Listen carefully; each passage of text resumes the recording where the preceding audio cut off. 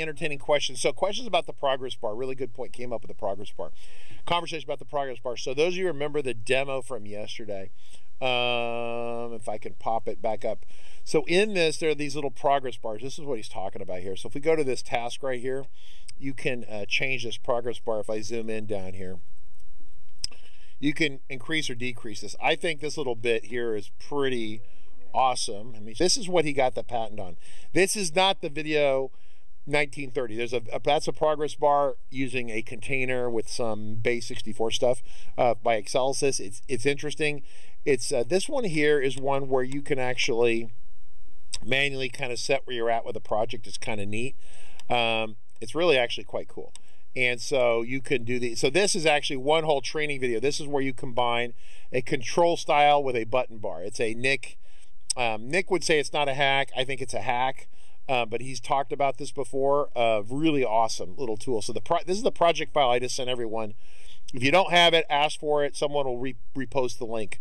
On Twitch, you really can't rewind the link if you miss it, so we'll repost it. But I posted the files from yesterday, and so this is that progress bar.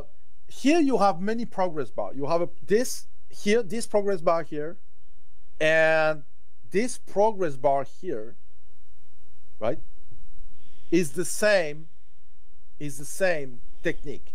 This and this. And also, let me show you something here. Look at this.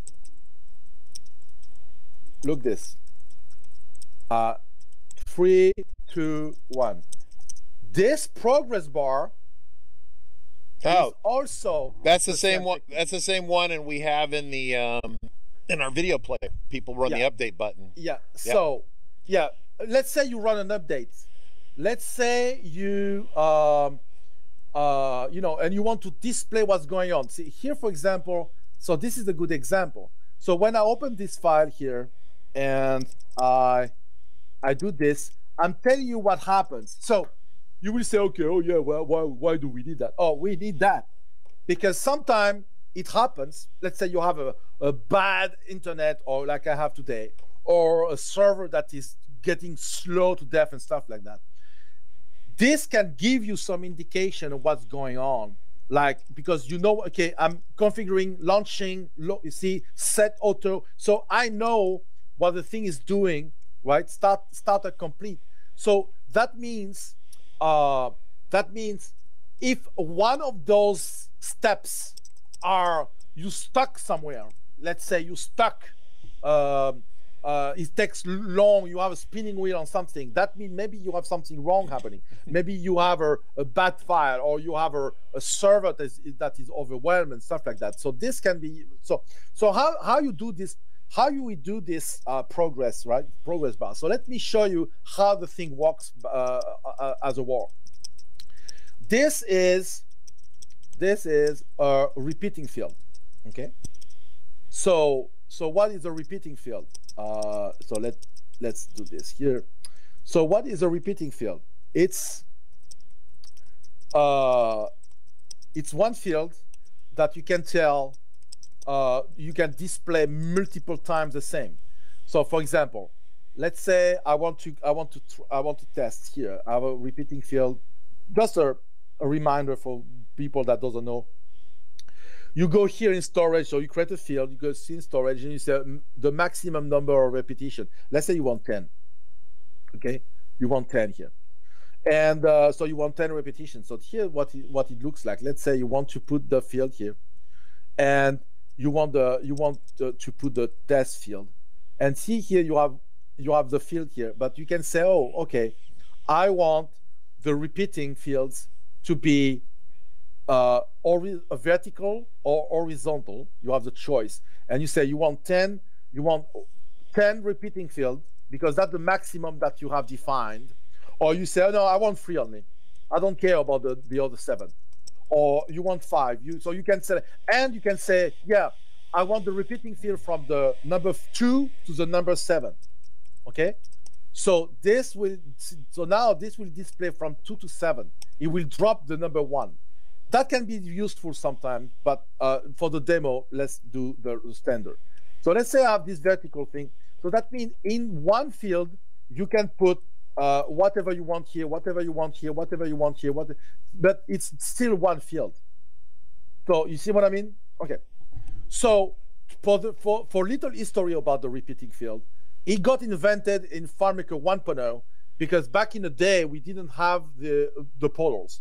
So we didn't have the possibility to have related records that got invented in FileMaker 3.0.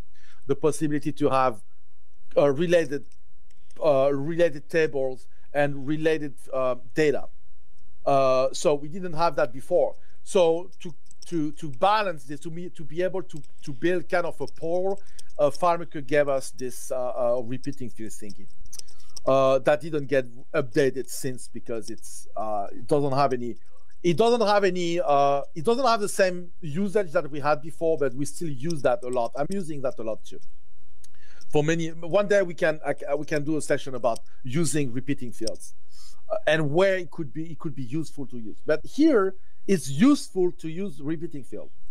So this field here, this bar here, okay, is a calculation. See, it's a task completion progress bar, and so this is a calculation, and it's an unstored calculation. So you will say, "Hey, you are violating your own laws." No, I'm not. I'm not saying that unstored calculation must be banned forever, like decompile FileMaker and recompile FileMaker by eliminating the calculation option. No, I'm not saying that. It's not that you cannot use them, but you need to know where and when to use those unstored calculation. So now I'm going to teach you you're going to learn when to use those calculation, unstored calculation. When the calculation involved inside, okay, it's not related to anything else than the current record. So here I'm taking whatever in the percentage field, task completion percentage, I'm taking whatever inside this field for that record, one record, the current record I am in.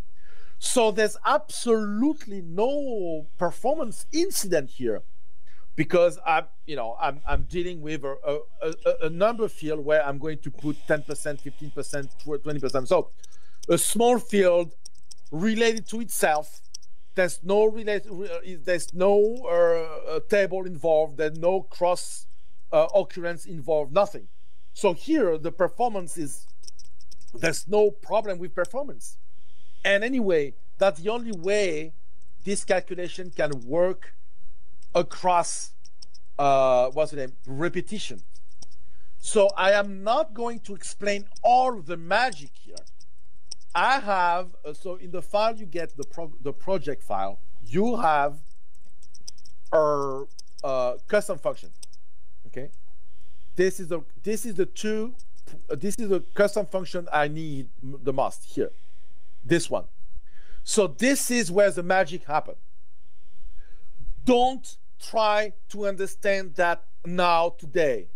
If you want, you can, but it will be challenging for you to understand that, because even me, it was the limits of my own understanding. Okay, and like many discovery, in this world, okay, it happened by accident, and it's true. I figured it out by accident how to make that working. So that means don't even try to understand what's going on here. And that's why I create this custom function that you can just use. You put the percentage, the divisor, and the field, and the character you want to fill in. Don't try to understand that, By the way, the microwave has been invented by mistake too. Okay, so it was a mistake. They didn't want to invent the microwave, but the guy left his experiment open, and he left a piece of sandwich next on this table. And when he came back 2 hours later, the sandwich were cooked. So he tried to understand what's going on, and he understood that his experiment was cooking the sandwich. So that's how microwaves got invented. So this, I invented that for the same reason, you know, by mistake. Okay. So don't try to understand. So because thanks to this function, custom function, I can get this to work the way I want. Like I'm setting a percentage. So, you know, here I'm setting a percentage, task percentage. This is a percentage here. So if I put 89%, it's going here. If I'm putting 10%, it's going here. So the custom function is filling the number of repetition with a character, and I'm using a character that is in every what's the name, in every computer. This character here. Okay, so you get it by typing in your keyboard, whatever, I don't remember which actually I use the you know the extend version of this where you can have access to many blocks and stuff like that. I think it's there. Yeah, here. So I use this. See, is the character I use. It's a full block. It's a character that is available in all computers, okay, PC included. So this character is what the custom function is filling inside the progress bar.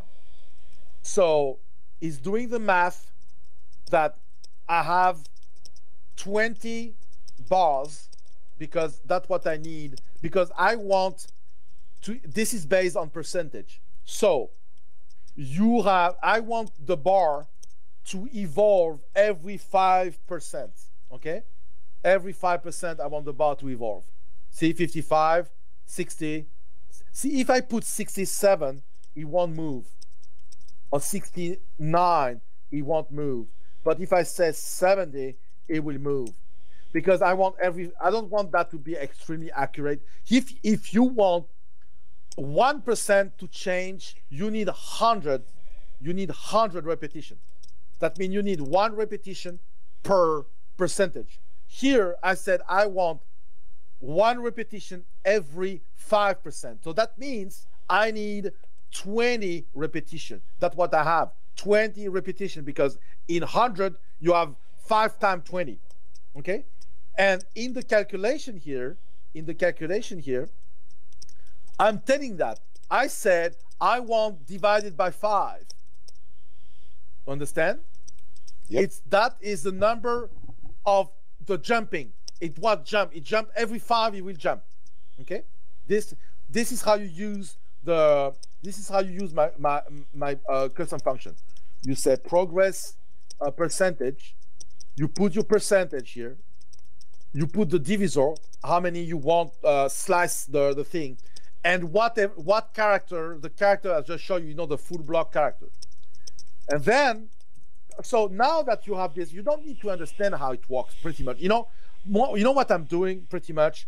Every time I'm use that, I go here, I go in one file, I copy this, and the character to fill in, okay? And I'm copy paste. That's it. That's what I'm doing. I copy paste and I rename it. And you don't need to understand that. So this thing here can work on many things. Like, okay, so you can have you can have an action on the progression. See, here you can have an action, or you can have this. For example, if I take this one here and I say I want this to be here, you will see this move also, okay? Or you can have like here in this file when you started, you have the progress here. So here how this works. This is interesting how this works. Okay. You're doing great. By the way, I do have a question about those lines. I think I talked to you about this a couple years ago when we talked about this, but it looks like those lines are fixed now on your new one. Yeah. Okay. So I'll tell you what happened here. I'm using right now a MacBook Pro, which has a Retina display screen. Okay. Yep. So when you have a Retina display screen, you have this unfortunately artifact that's happening. You know, this this artifact here. That I found out the way. Okay, I called FileMaker multiple times. I called Robert and all those people. And they said, okay, dude, they're not going to fix that for you. You know, dude, yeah, Nick calls them and they don't take. Sorry, we're not taking the call from the former employee. Sorry, negative. Negative, Rubber Ducky. No, actually, they listen to me a lot. You know, to be honest with you, you know, so actually, you know, I'm talking to some of those folks on Facebook, right? So, but what's the name? But this one, unfortunately, since I am the only one complaining about this, they won't. But I found a workaround. I'm going to show you. But I agree with you. What I'm going to show you is a complete hack. But it's sometimes, you know, whatever, you know. So how this works, you know, how this progress bar when you launch. Where is the login utility? Where is the login? Thinking. Login. Okay. So how this progress bar is working here? Hold on. So here you have the progress. See, so you have the same whatever. See the same repeating field. Okay. So, and how I can get the script to update tac. Okay, like that. So I have a starter script here. I have my login script, sign in script, and I have a script here that says load the system. I'm loading the system. So I'm pretty much, this script is launching, define the value list, the global, the variables, and whatever. Each time I'm launching something, each time I'm saying, okay, set the progress bar with the title, what it's doing. So I'm setting the value list, set value list. That's what I'm showing. And I say, okay, the percentage is 15%. Then I'm doing this, and then it jumped to 45%. Then it jumped to 55%, 65%, 75%, and then I said complete at 100%. So this is how I'm doing. So I put a percentage of completion based on what I'm doing. Sometimes it's shorter. Sometimes you see here I have 10%. Here I have 10%. But this takes some time, so I'm jumping from 75 to 100. Yeah, because I mean, you're guessing about how long that'll take. It's an approximation, right? Yeah, I know that is super fast. This is super fast, but this can take some longer time. Yeah, I don't have something that is dynamic. Actually, you know what you think it's dynamic. You never realize that sometimes you have a progress bar that is doing tang, and then he's saying 99%, and for 10 minutes he stays at 99%, because it doesn't work that way. They do guessing too. Right. You know, okay. They do guessing too. I could do the dynamic thing. That's fine. Well, we're already past time today, but yes. Okay. No, I mean, I want to show how I'm doing this. Okay. Right? So, and something that is cool also, when you want to refresh something, for example, let's say I don't have those poses. Okay. See, I have pause for a third of second. Let's say I don't have them. I don't. Okay. And I restart this. Okay. So let's close, close. So here what happened. I launched the thing, and nothing happened. Nothing. So you don't need to refresh a window all the time. You know, like. Well, they have a refresh object now, right? You can try that. But I have 5 objects there, 6 objects. So you want to refresh object, refresh object, refresh object. What the heck is this? All right. Okay. Good point. What the heck is this? Okay. So you don't need that. You don't need that. Look what you need. You need a pause. You just need a pause, because this is how. Okay. I'm maybe the only developer in the world knowing that, but I'm going to share it with you.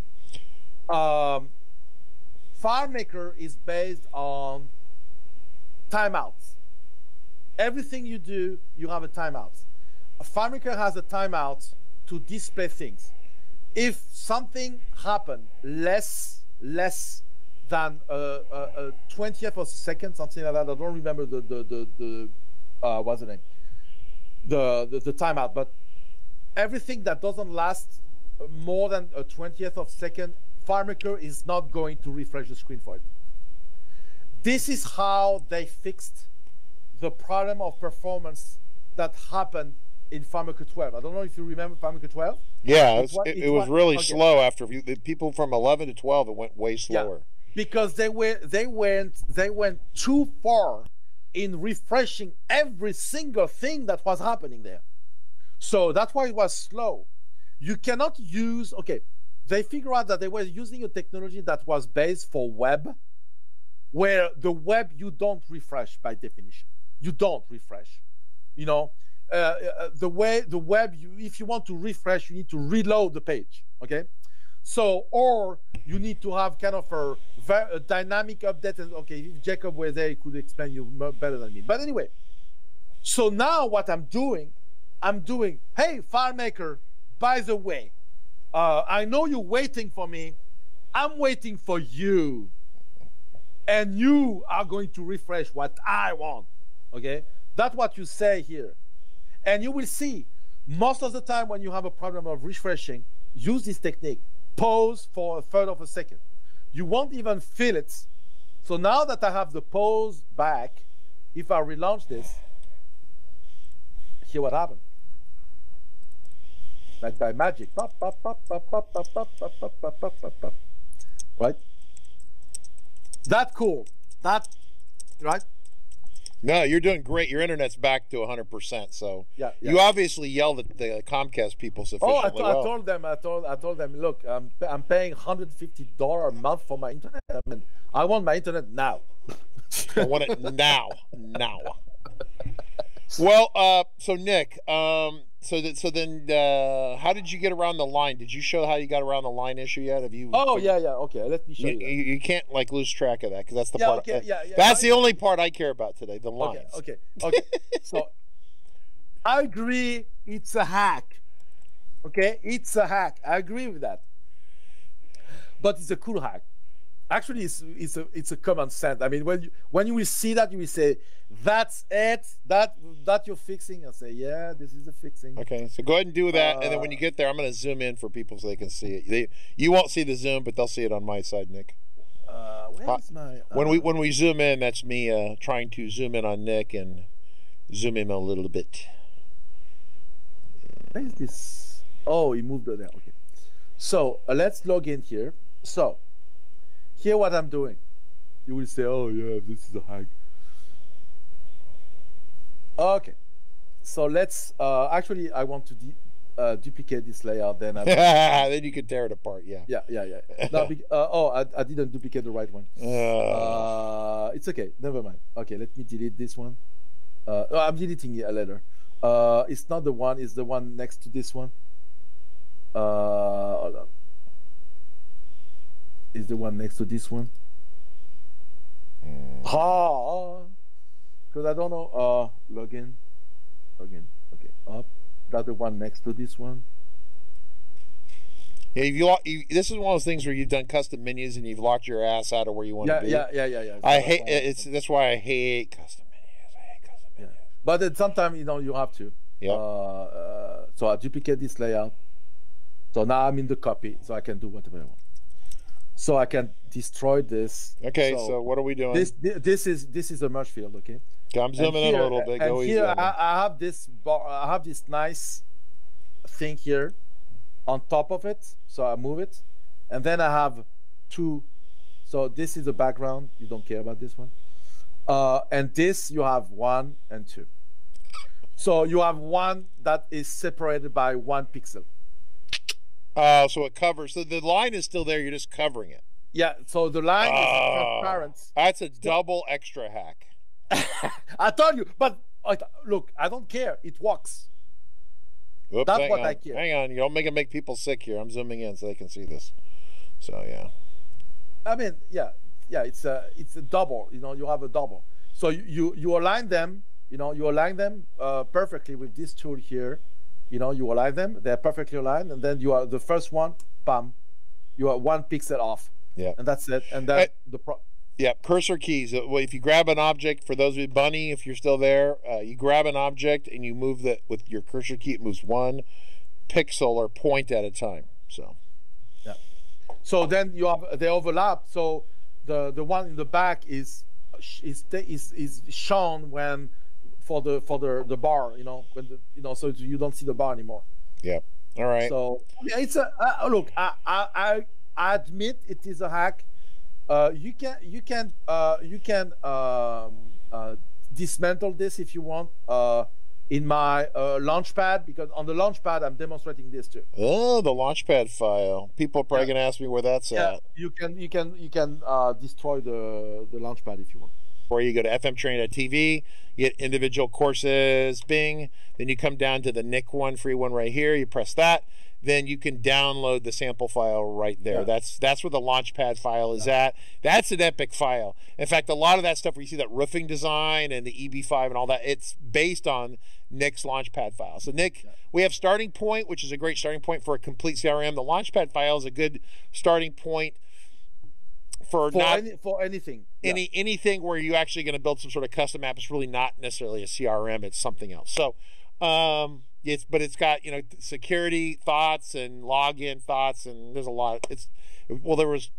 There's 10 hour, 12 or 14 hours in here discussing that thing. So yeah, anyway, actually, by the way, 2 days ago, 3 days ago, I was reviewing kind of all the video we have and stuff like that. Mm-hmm. At that point, if you watch all my video and you train yourself on everything we are talking about, you can compete with me pretty soon as a developer. Because I'm laying down everything I know and everything I'm using every day. So what we have now is more than a FileMaker University than FileMaker Learning. Oh yeah, no, you're way beyond that. Okay, that's a good beginner question. People want to know, hey, does FileMaker Go support? Does FileMaker Go support Android? The answer is no. However, apparently one of the VPs, I kind of saw this last year at the FileMaker Developer Conference, got up in front of everyone. He was a brand new guy they had just hired. And he got up there and promised everyone basically what people heard him say, and I was there. He didn't exactly say the exact thing. He says they would have Android support. I think it was the phrase he used. Everyone heard him to say, we're going to make Go for Android. That's not what he said. He says they're going to have Android support or better Android support. However, I can tell you that they're they don't have anything remotely on the radar to build Go for Android at this point. If they were going to do that, they would be getting it into testing, and there's no testing on that area. So I don't know, maybe some year. I mean, I don't know what happened with that. So yeah, Bunny wants to know what WebDirect is. I'm going to do a quick demo here for Bunny, so people want to see the latest WebDirect. So what I'm going to do, I'm going to close this. I'm going to go to my browser here. I'm going to say history. I'm going to go here to Claris WebDirect right here. Okay. So this is a test server I have. And so I'm in a browser right now, right? I'm going to go ahead and hide all the other mishmash stuff around the edges. This is a browser. And so these are the newest copies of Starting Point. This is Starting Point 8. What we're changing the naming to match the year thing, because FileMaker I really think is going to start calling by year, FileMaker 2020, stuff like that. So I'm just going to preempt them on that, because I don't want to have them change it in September when I'm busy doing something else. So this is Starting Point, what we call 20, which is the same as 8. I'm logging into it in a browser. So I am in a browser with FileMaker. It looks like FileMaker Pro. Figure out figure out the problem. You figured out your problem? All right. Well, you got to give me a second. I got to land my ship here. So this is a browser, okay? And so the people who use this, it costs the same to do this as it does FileMaker Pro. So when you buy for your office or a team of people, 5 people or 10 people, those 5 or 10 people can access the solution on the cloud or on the FileMaker server via Pro, Mac or Windows, laptop or whatever, Go, which is iPhone or iPad, or WebDirect, which is a browser. And the browser has to be a modern browser within a last release or two. Could be Chrome, on a Chrome anything, which includes Android, right? You can put this on an Android tablet. I have a Chromebook over there we could plug in sometime and play with that again. The point is that you build it, and Nick actually has gone through this. You folks don't know about it. I've not announced this, but Nick has already kind of gone through this and looked at this. This now supports the card style windows in here. Pretty cool. So this is actually in there. This is supposed to be released within the next week or so. Basically, it's bug fixes from the version 7 and a couple minor upgrades. No major new features, but that's WebDirect. Totally different than FileMaker Pro. So if I go over here to FileMaker Pro and I say open host, and I've got the ETS server, and I go over here to the starting point, I open it up. Now, we do an automatic detection of the kind of device. So if I go to contacts, I am on a what we call a mouse layout. So if you go to 300, these are what we call mouse layouts, right? So you see mouse right here. I know it's kind of hard to see that. Let me zoom in real quick. We do a detection. We build mouse layouts or touch layouts. If you're a Go person or a WebDirect person, we assume you're going to go to a touch layout. So over here, if I click on this, I come down to layout.